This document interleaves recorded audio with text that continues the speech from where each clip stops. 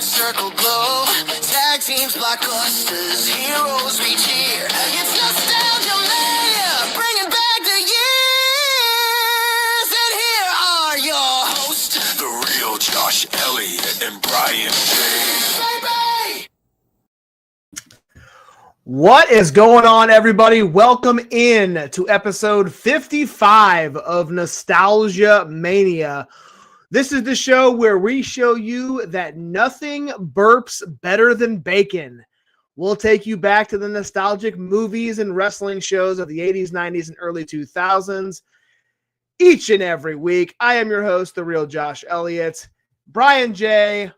Baby is out again this week. He will be back next week as we dive into Son-in-Law. But this week, as we teased in the opener, nothing burps better than bacon. We're going to dive into the movie you see below my picture, my video right here, and that is Dutch, the 1991 Thanksgiving classic starring Ed O'Neill, Ethan Embry, and a lot of other actors and actresses that we forgot were in there. Christopher McDonald is in this movie as well, a staple of Happy Gilmore. So we will jump into that here just in a few seconds. Appreciate everybody for tuning in. This is episode 55 of Nostalgia Mania. If you are here watching live, be sure to like, share, subscribe, all that good stuff. Nostalgia Mania, JSE Studios. We greatly appreciate it. If you're listening on the podcast platform, please do the same over there. And if you're not, if you're on the other platforms, just hop over to the other. If you're listening to us, hop over to YouTube. If you're listening or watching us on YouTube or on Facebook, go check us out on the podcast. We greatly appreciate it. We are here, episode 55. We're going to be diving into one of my favorite Thanksgiving movies. And really, I had forgotten how great this movie was until I went back and rewatched it this past weekend. It had been probably 15 years since I've watched this movie, especially all the way through from start to finish. And this movie has a cult-like following, like some of our movies, like Hocus Pocus kind of turned into. We talked about that in the Halloween series in October, but this movie is extremely hard to find. If you don't own it in a physical media, if you don't have a VHS or a DVD of Dutch, it is nearly impossible to go back and find this movie. It's not on any streaming platform. It's not on YouTube.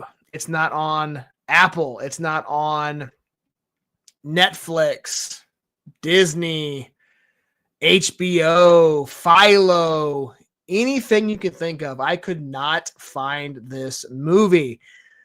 I had to do a little bit of searching on the Google machine and found a website that did have it, but it's not on a normal streaming platform that you can get on, Roku or whatnot. So, but I'm glad I was able to find it because, again, instant classic. I could have done this episode without going back and watching it because I'd seen it so often, but I wanted to kind of refresh myself a little bit. So, again, appreciate everybody for tuning in. This is Wednesday night, and as we announced last week, if you guys are a fan of the JSE platform, the channel, we just started back up the I-70 Hot Tag, which we had handsome Scott Hansen on last week. And tomorrow night, we're going to have CTV, must-see TV, Colton Vaught joining us on the show. CTV has wrestled one time in Fountain City Pro. He's wrestled a couple times in CSW, Central States, and Kansas City, most notably for Mid-States Wrestling. And he is also a mixed martial artist and does a lot of cage fighting and just had one this past weekend. So he will chat about his entire career of wrestling and what it's like to transition from the combat sport to professional wrestling, and if that's difficult for him to make that switch back and forth. So be tuned to check us out. And then also, if there's time, we're going to also chat about the first WWF SmackDown, which happened in Kemper Arena in Kansas City, Missouri, believe it or not. I believe Chase might have been at that episode or at that show. I have, however, was not. In 97, I was still on the WCW train exclusively. So with that being said, let's jump into the first segment of episode 55. Each and every week we do this, and this is going to continue here. And that's with the Vintage Report.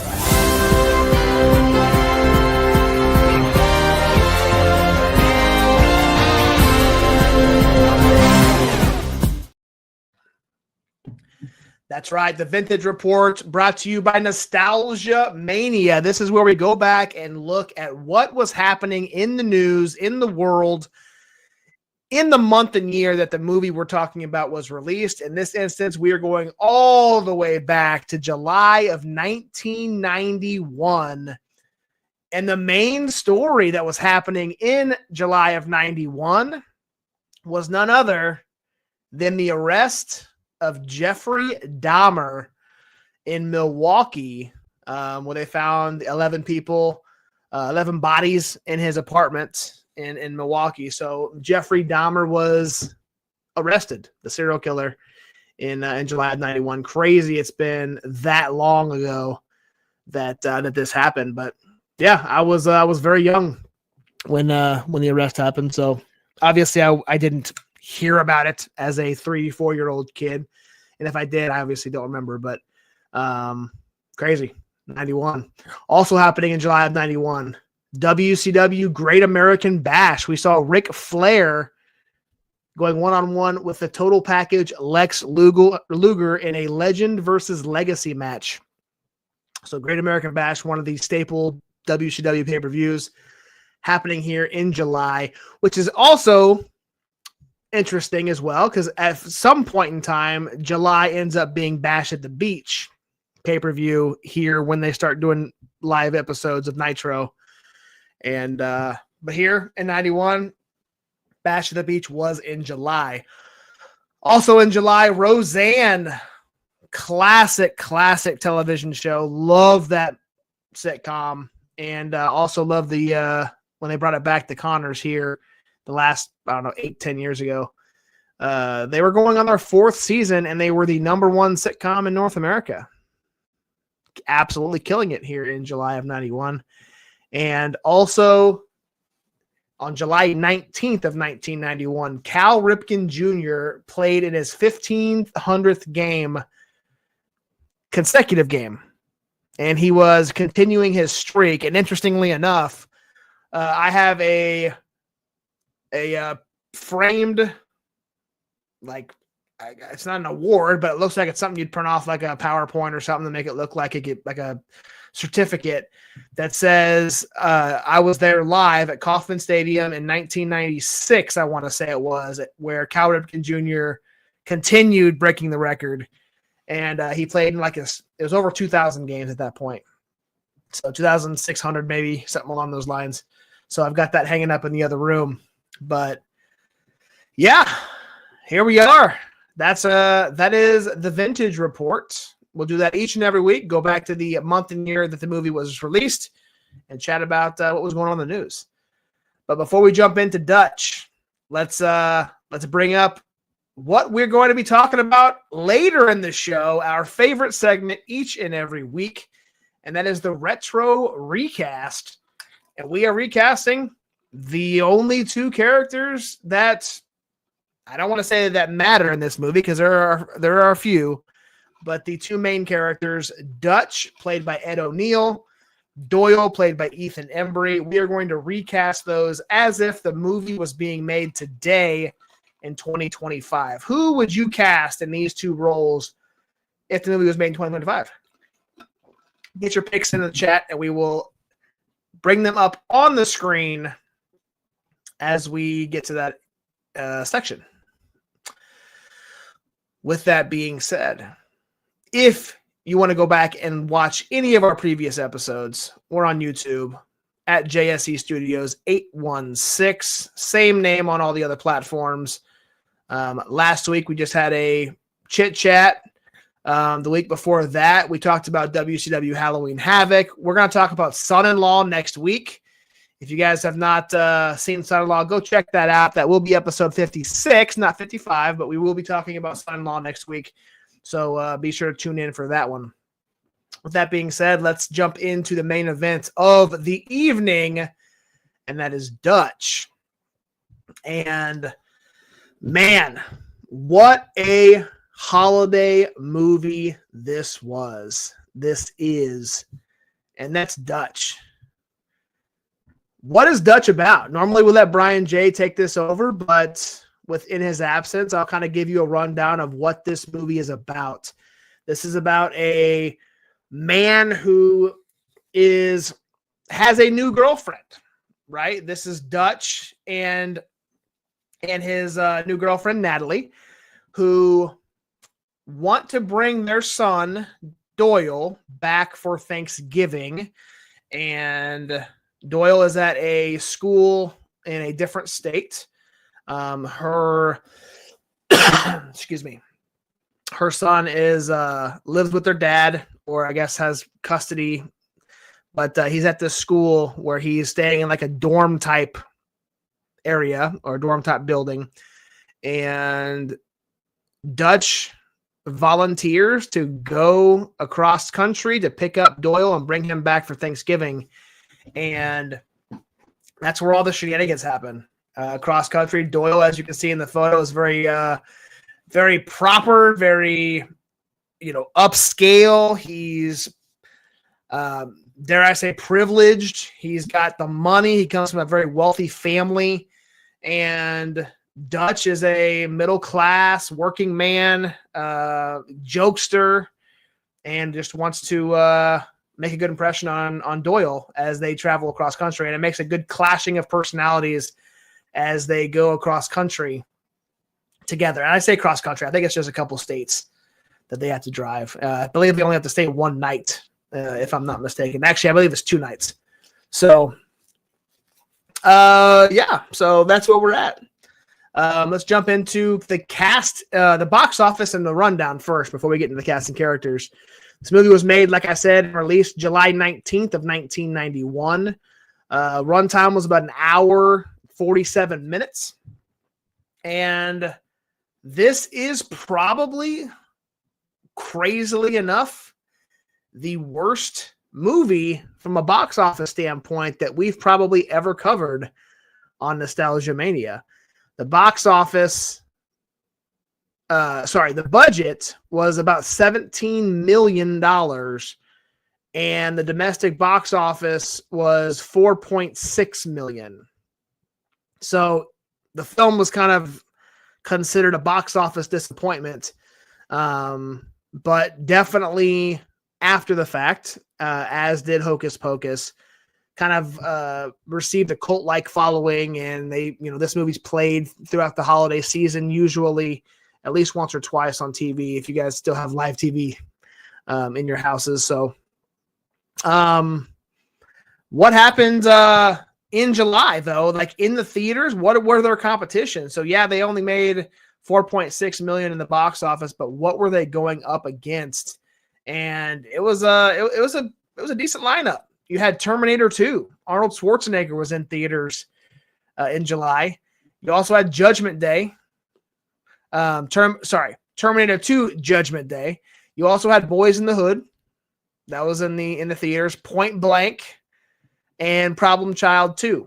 We've already covered Problem Child 1 earlier a couple months ago, and its sequel was in theaters here in July of 91. So lots of good stuff happening in the theaters for that year. So, but yeah, so I jotted down. I did some little research, and I found some filming fun facts. But yeah, the principal photography began in November of 1990, and it happened in Berry College in Rome, Georgia. And then the interior, like the dorm scenes in the boarding school that Doyle attended, was moved to Los Angeles and Chicago for the final segment. So it started off in LA and then Chicago toward the end of filming. The original lead for Dutch was John Candy. believe it or not, which would be kind of a crazy switch in what it was. Now, remember, Ed O'Neill was in the middle of his Married with Children run, which was doing very, very good. Obviously it was still not number one with Roseanne, but it was neck and neck, right? And what a different movie this would have been if John Candy was Dutch Dooley over Ed O'Neill. Would I say it would have been better? Would it have been worse? I don't know. I love both John Candy. I love Ed O'Neill. So would it just would have been a different movie had Ed O'Neill not been in it. Speaking of Ed O'Neill, character name Dutch Dooley, and I've kind of already introduced him to you guys and kind of told you what he was as a character, kind of that blue collar, working class guy who kind of volunteers to go get his girlfriend's son and cross country. The boarding school was based in Atlanta and they live in Chicago. So it is kind of a pretty long drive from Atlanta to Chicago. So a couple quotes I wrote down for each character. We'll start off with Dutch. Someday you're going to get in a situation where you can't call for help. You'll have to depend on yourself and you'll let yourself down. And that was toward the end of the film where Dutch and Doyle were about to give up, right? They had just been robbed and they were about to give up. And that's kind of what Dutch tells Doyle. The beginning monologue that I said, nothing burps better than bacon. Your water looks tasty. Love that. Hilarious. Like, that's the one quote that I immediately remembered without even watching this film was nothing burps better than bacon. And that was just before, just after, they were in a diner eating and they were going back and forth. And Dutch says, you know what? There's something I can do that you can't. And Doyle was like, what's that? He said, I can pay for my breakfast. And then it fast forwards and they're outside and Dutch is holding the stomach and he burps and said, oh, nothing burps better than bacon. And then he looks over and he said, your water looks tasty. Great quote. Also, one of the ones that I cracked up laughing at. This was one of my favorite and most funny quotes that he says, and it's at the very beginning where Natalie is talking to Dutch and saying, "Man, I don't like Reed, which is her ex-husband, which is Doyle's father." And Natalie says, "Well, Reed does have something that I want." And Dutch replies, "Oh, come on, what would you do with a small pair of testes?" Classic. Let's move on to Ethan Embry, who played Doyle Standish. And crazy enough, he was actually credited as Ethan Randall, which I believe he was credited as in all of his early stuff. He was credited as Ethan Randall, just that spoiled, preppy teenager staying at a boarding school. He's extremely resentful toward his mother and the new boyfriend, which is Dutch. And again, comes from that family that has a lot of money, and he's, like I said, spoiled. And but the quote that I wrote down for him was when Dutch asked Doyle, "How do you know that I'm working class?" And he looks over and says, "From your cheap shoes to your ridiculous hairstyle to your crude vocabulary to my mother's taste in men." And that kind of sums up Doyle Standish in one quote. And that's kind of how he was for the majority of the movie until he starts to warm up. Jo Beth Williams played Natalie Standish. That's Doyle's mother, recently divorced and now in a relationship with Dutch. Christopher McDonald is the wealthy ex-husband. He's Reed Standish. Again, Christopher McDonald from Happy Gilmore. And he's a prevalent character in this movie. Wasn't in it a lot, but obviously he is the father of Doyle. And another interesting, crazy, and not a cameo because she plays a really pretty big part in this movie is E.G. Daily. She plays one of the strippers, call girls in the movie. And if you know E.G. Daily, she is the voice of Tommy Pickles from Rugrats. So kind of a crazy crazy switch of characters that E.G. is playing here. So but yeah, that's kind of the casting characters.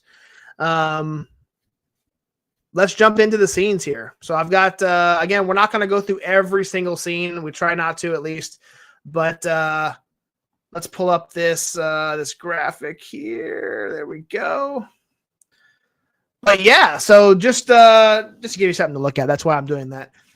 Dutch, the party introduction. That's the very first scene that we see, and we're met with all the characters. You know, Dutch attends kind of a wealthy suburban cocktail party with Natalie. And that's where she meets Reed. And he stands out in a working class outfit among the elite. That's Dutch. And Dutch meets Reed, overhears Reed telling Natalie he has to go to London instead of spending Thanksgiving with his own son. And Dutch pretty much tells Reed, promises him consequences, that if he ever hurts her or Doyle, that there's going to be some consequences. A quote here in this scene, Dutch kind of pulls Reed in close and says, "Excuse me, if you hurt her, I will hit you so effing hard your dog will bleed." There's a lot of good ones, man. A lot of good quotes from Ed O'Neill in this movie. So, you know, I had a discussion point here to kind of chat with Brian if he was going to be able to be here, but I don't really have anything back and forth to go off of, but you know, I kind of wanted to talk about the class divide, you know, the working class versus the money, the rich class. And again, I don't want to sit here and just talk about it myself without any back and forth, but this movie had a lot of that in it. So we move on. The arrival at Doyle's school and the first kind of confrontation between Dutch and Doyle. You know, Dutch arrives in Atlanta to pick up Doyle, and obviously Doyle is hostile, doesn't want to go, and was kind of hits him and uses a BB gun. And finally, at the end of the scene, Dutch ends up tying him up in with a hockey stick, I think, and carries him out of the school and into the car. And, but yeah, so it kind of just establishes that conflict, sets the tone of the road trip adversity. One of my favorite scenes of the entire movie. And for those of you who have seen the movie, you know what I'm talking about. That is when they stop at to get gas, but then Dutch sees a fireworks business on the other side of the highway and decides to go in and buy some fireworks. So they find a fireworks store, I guess, somewhere in Tennessee, I think it was. And that's where they kind of start to bond a little bit. One of the fireworks lands and Dutch is out shooting them off, trying to get Doyle to react. He's not really. You can see Doyle's a little interested, but tries to act like he's not when Dutch looks. And then Dutch ends up accidentally shooting a firework into the bag of fireworks, and everything blows up, blows a big hole in the back of his coat. And it was insanity from there. The next scene I want to talk about was a little bit later, where Dutch ends up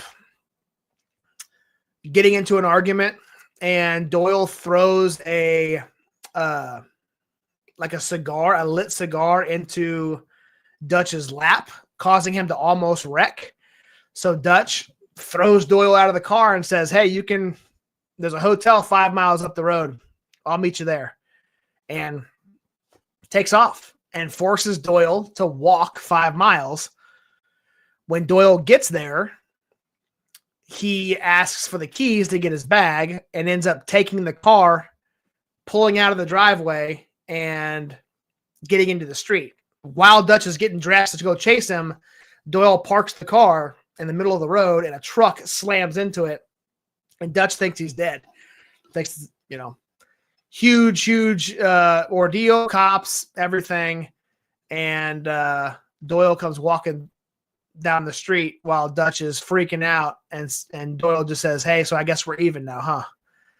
And they walk back to the hotel room. So the constant back and forth on this road trip is getting more and more insane as it gets. The bigger the stunts, the bigger the pranks, the more you're putting other people in danger at this point. So, a little bit later, Dutch and Doyle spend the night at a homeless shelter, which was I believe it was in Indiana. And Doyle meets a girl and a family who are kind of less fortunate. And Doyle kind of starts to make that turn a little bit, right? He starts to feel compassion, and it's kind of the emotional heart of the film, right? It's his transformation from stuck up, come for money, don't care about anybody else but myself, to okay, there's more to life than myself. And but yeah, it's that was kind of the turning point of Dutch. And the final scene, the entire movie, Dutch is like flashing the BB gun to Doyle and says, "Hey, don't forget, I'm still going to shoot you in the ass. Like this is still going to happen. Even though we're starting to get along, we're making progress here. It's still going to happen." So they finally get home, and he tells his dad, kind of, I'm staying with mom. Sorry, see you later, bye. And the very last scene is everyone's around the Thanksgiving table. Everyone's having a good time. Doyle loves his mom. They're all gathered, and it's just such a great ending. And Dutch asks Doyle to go get something from his coat in the other room. And as Doyle gets up to walk away, Dutch asks Natalie to scoot over, and he pulls out the BB gun and points it. And that's kind of how it ends. And the scene turns black, and you hear him shoot it, and he shoots Doyle right in the ass to kind of end the movie in a kind of comedic way, because that was teased throughout the whole movie that, hey, Dutch is going to get you back. Like, you don't know when, don't know where, but it's going to happen. So what a film. I love this movie. I really wish we were able to make it happen with Brian J on here. I know he's got a lot of things. If you guys are listening now and are the praying type, please keep Brian J's family in your prayers. He will be back next week as we talk about son-in-law. But yeah, this would have been a fun trip to kind of have somebody with me to chat with. And but regardless, it was fun going back to watch this movie. If you guys have never seen Dutch, do yourself a favor. Check it out. Again, you can't hardly find it anywhere, so you're going to have to either go buy the damn thing or watch it on some random website on Google. You have to Google it and find it. But it's well worth it. Well worth it. So with that being said, let's jump in to the most looked forward to, the greatest segment of the show, the one that we love doing the most, and that is the Retro Recast. Idiot! Wrestling's not fake! Run, Forrest, run! Run, Forrest! I'll be back. Hey, Gary, check it out. It's the Retro Recast.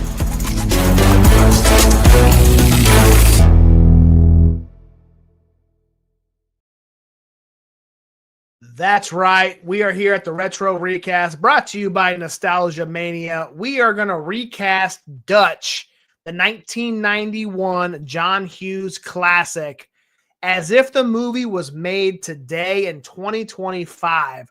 Who would you cast in the two main roles, Dutch and Doyle? I can't wait to jump into this, and we're going to dive right into it. We've got a couple submissions this week, so let's dive right into them. And we're going to go with a listener and a watcher, a viewer who is here most every single week, and that's Autumn. She usually watches on the Twitch, and she picks Bradley Cooper to play Dutch.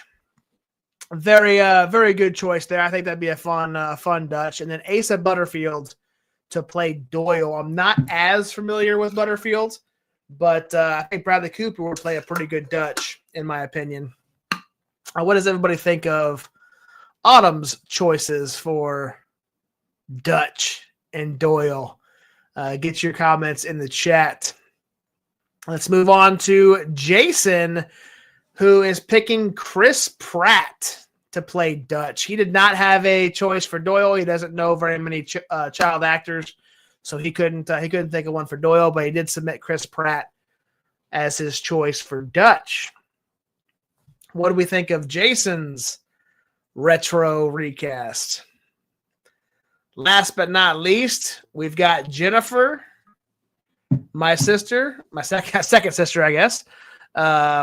Technically first if you go by birth. Autumn's my sister. Alyssa as well, but she didn't get her picks in this week. Jennifer picks Seth Rogen to play Dutch.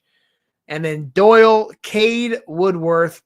Same with the first one. I'm not as familiar with Cade, but Seth Rogen would be a fun actor to play Dutch, in my opinion. So,